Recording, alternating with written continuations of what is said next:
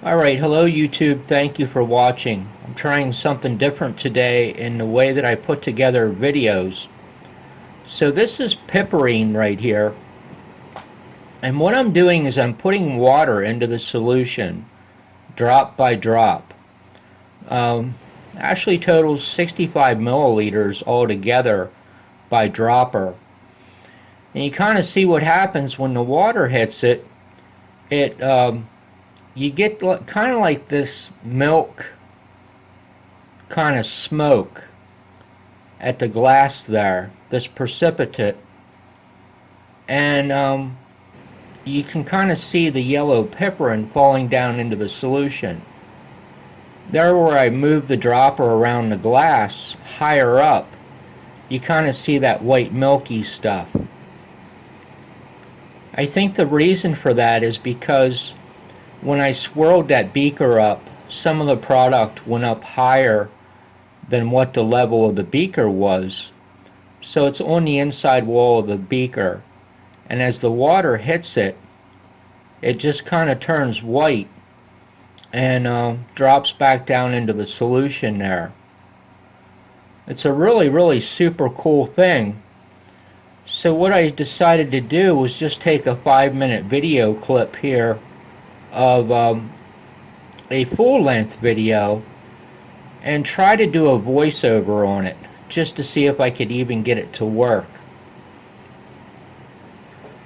After a while here, the piperine falling into the solution becomes more and more pronounced visually. Towards the end of the video, it looks really phenomenal.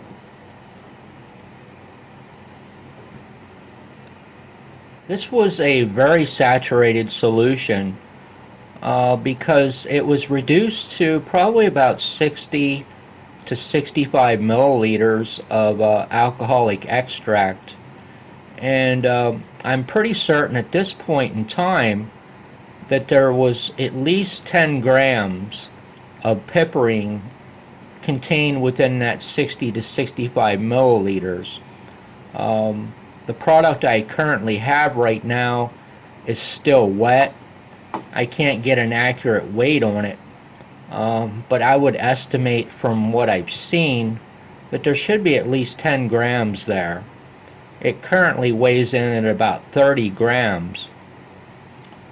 So as I said, the volume that was in this beaker here prior to adding the water in and prior to adding in the potassium hydroxide solution, which consisted of 50 milliliters of ethanol, prior to that I only had 65 milliliters roughly of solution, so it's pretty dense solution. I use Wondershare software that I've used for many years now, and I don't know its full capabilities. So when I tried to do the voiceover on this through the Wondershare, the audio came up all garbled up. You can really see the piperine dropping down in now. The last couple minutes here is just, I think, what is the coolest part of the video, where the piperine is really precipitating out of the solution. So anyway, as I was saying, when I tried to do a voiceover through the computer here, the audio was all distorted and garbled. I think it's because my processor is just too stinking slow. So I'm actually recording the audio on a phone, and then I'm going to try to overlay the audio over top of this video on the computer just to see if it even works.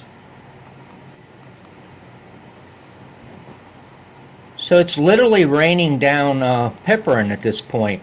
Super cool experiment. Thank you for watching today.